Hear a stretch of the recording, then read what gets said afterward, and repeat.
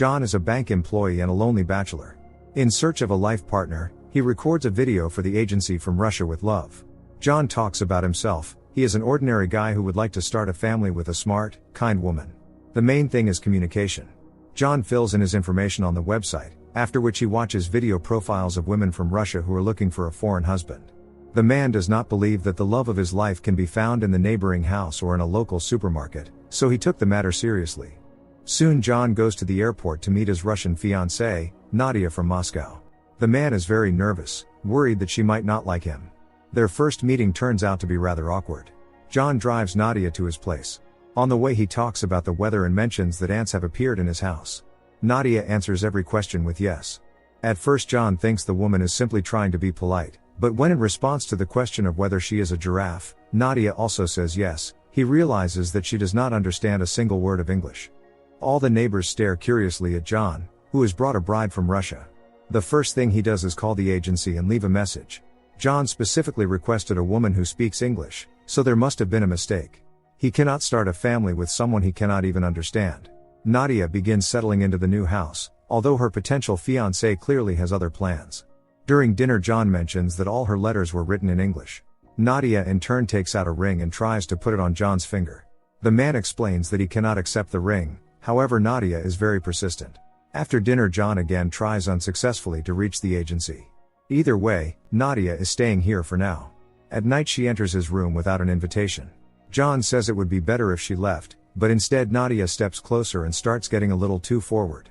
After that night John has no idea how he should behave. The dating service From Russia with Love continues to ignore his calls, even though the need to contact them has become critical. While Nadia is in the shower, John rummages through her belongings but finds nothing suspicious. Later he returns the ring to the woman and says that nothing will work out between them. He plans to buy her a return ticket on the nearest flight. Nadia simply pushes him onto the bed. This is truly unexpected for him. John is a very diligent worker, always attentive to clients. His superiors trust him so much that they have appointed him the keeper of the safe keys. In this way the bank marked 10 years of his impeccable service. While John is at work, Nadia, who still has not left, goes through his belongings. She wants to understand what kind of man he is and how to deal with him.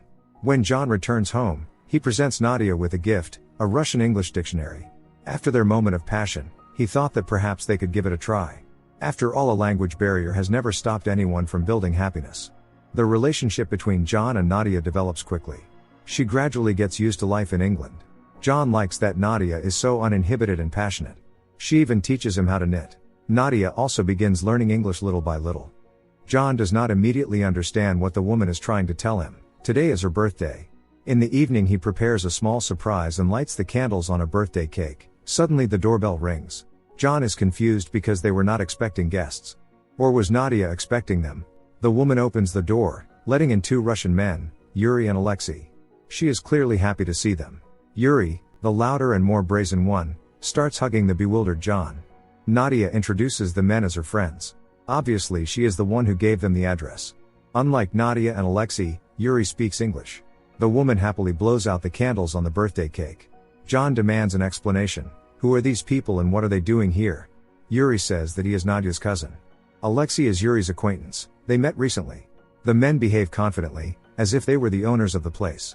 John clearly does not like the situation. He has no desire to see relatives or friends of a woman he barely knows in his house. Yuri does not like the way John is looking at him. Nadia says that perhaps he is simply shy, so they should help him loosen up. John asks how long they plan to stay in England. They must have some kind of visa. Yuri avoids the question and offers to act as a translator so that John and Nadia can finally talk properly. But John cannot think of anything. Nadia offers to reveal her secret to John, and through Yuri confesses that she had been watching him at the airport before they met face to face. The woman thought she could run away if she did not like him. John relaxes a little, and together they celebrate Nadia's birthday. The guests stay overnight. In the morning John as usual goes out for a run. Alexei joins him. It seems the guests are planning to stay for a while. John, using the Russian English dictionary at work, tries to compose a love message for Nadia. On John's finger is the very ring Nadia gave him. When the man returns from work, he notices that Nadia, Alexei, and Yuri have arranged a picnic in the forest near the house. They immediately invite him to join them. The company spends the time quite cheerfully, swimming in the lake. But John feels uneasy about how close Nadia and Alexei seem. They do not behave like just friends. The situation becomes increasingly strange and tense. John is forced to insist that the guests leave tomorrow. Yuri apologizes and assures John that they did not intend to cause any trouble, promising that tomorrow they will buy tickets and leave. However, the next morning begins worse than any nightmare. Alexei takes Nadia hostage while Yuri unsuccessfully tries to stop him. Shocked, John attempts to intervene, but Alexei only becomes more agitated. He wants money, otherwise Nadia is finished. John goes to work at the bank.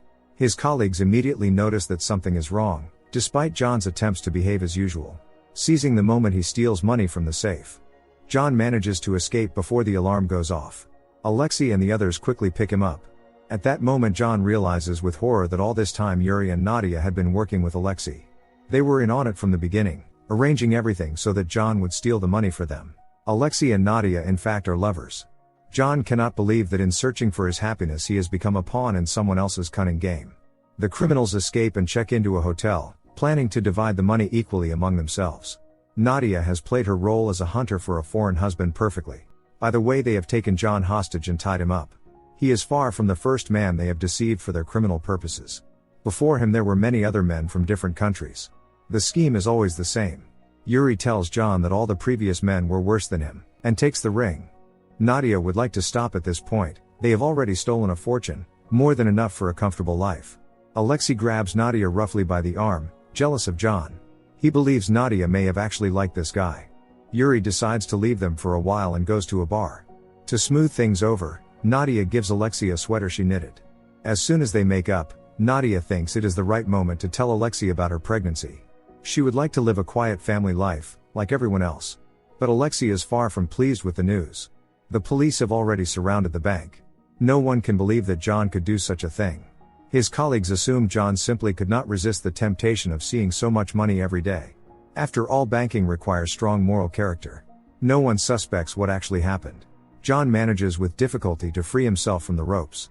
By that time his captors have already disappeared, leaving him alone in the room. John does not know what to do. The police are searching for him. Everyone considers him a treacherous criminal. Suddenly he sees Nadia tied up. Apparently Alexei and Yuri did not wish to share the money with her. John frees the woman from the ropes, although he is very angry with her. He grabs Nadia while she tries to break free. A struggle begins between them until both are exhausted. John freezes in shock when Nadia suddenly begins speaking English fluently. They go to have some coffee. Nadia explains that if she does not speak English, men usually fall in love faster. In fact, her real name is not even Nadia. Despite everything, she still believes that Alexei will come back for her, which only makes John laugh. He does not hide his contempt toward the woman. Nadia says that she needs help and that there is no need for revenge. In any case, he will never be able to punish her more than she has already punished herself. However, John seriously doubts that. Since they are both in an extremely difficult situation, they leave together in John's car. Yuri and Alexei did not take it. Nadia tries to justify her actions by saying that her life has been hard, but to John it sounds simply ridiculous. He does not believe there can be any justification for committing fraud. Be that as it may, John intends to turn Nadia into the police and surrender himself as well. He drags her toward the police station.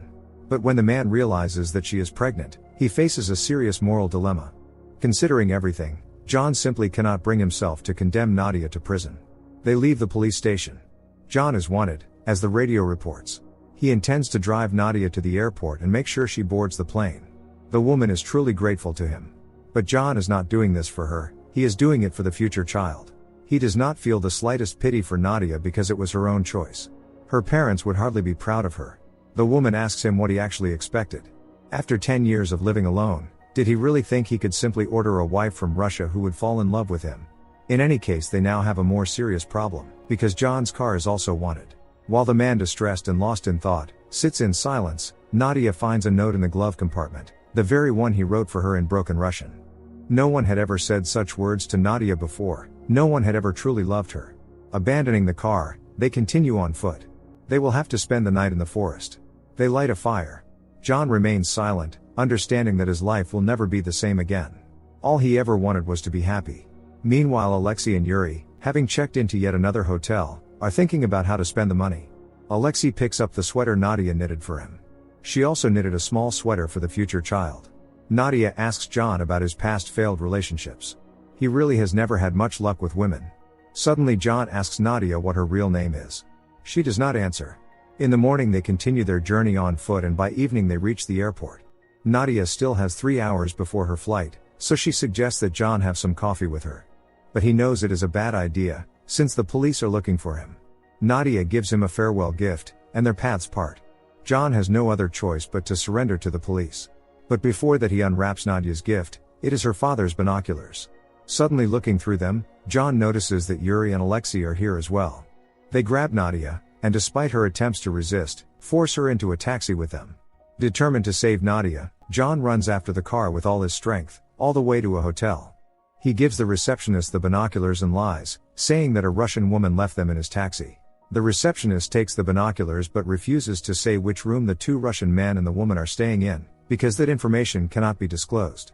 John looks through the window of every room on the first floor and thus discovers where Nadia is. Alexei and Yuri are holding her there. John watches as Nadia runs around the room in desperation, but she is trapped and cannot escape. The receptionist knocks on the door and hands the guests the binoculars. This makes Nadia realize that John must be somewhere nearby.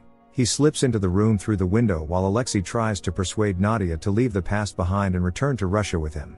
John takes the pistol-shaped lighter from Nadia's bag, and using the element of surprise, points it at Alexei.